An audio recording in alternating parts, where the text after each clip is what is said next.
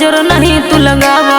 भइनी हम शादी शुदा अब तू दूसरा के घुरियावा। आदतें नहीं जात नु ए बाबू कहे बेरी बेरी तक कमरिया पे हमारा नजर नहीं तू लगावा। भइनी हम शादी शुदा अब तू दूसरा के घुरियावा।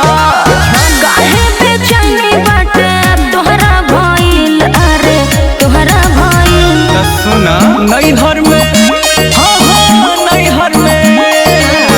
नैहर में रहे जवन कमर छोहरा कैसे जाते ससुरवा में कोहरा भई। नैहर में रहे जवन कमर छोहरा कैसे जाते ससुरवा में कोहरा भई। का कहत रह तो ठीके नु कहता नी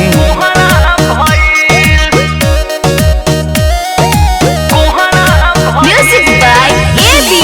गुप्ता।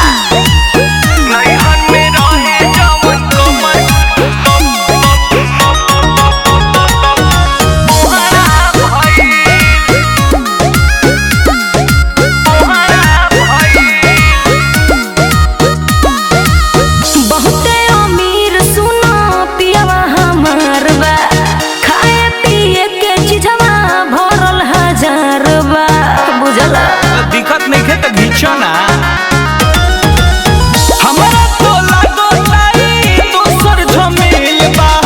कोनो विटामिन वाला फैली खेलबा। मुँह तोहरो देखो तनी गोहरा भइल, अरे गोहरा भइल। तो सुना नैहर में नैहर में रहे जवन कमर छोहरा कैसे जाते ससुरवा में कोहरा भई। नैहर में रहे जवन कमर छोहरा कैसे जाते ससुरवा में कोहरा भई। पगलाइल बड़ो का तो जवन बुझला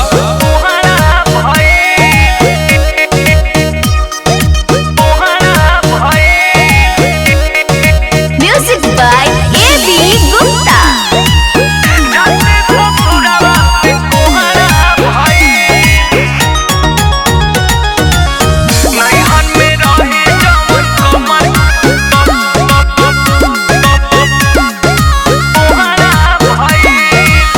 नजर लगावो जोनी हमरा कमर पर, सुखब तो डांट मिली कना हो घर पर।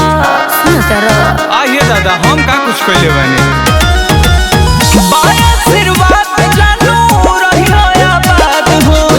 टिंकू के रखी तू दिल में आबाद हो। बिछवा में तू बड़ो मोहरा भइल, अरे मोहरा भइल। सुना ना नैहर में नैहर में रहे जवन कमर छोहरा कैसे जाते ससुरवा में कोहरा भई। नैहर में रहे जवन कमर छोहरा कैसे जाते ससुरवा में कोहरा भई। अरे का कहीं कहबू का सह फेर भेंट होई।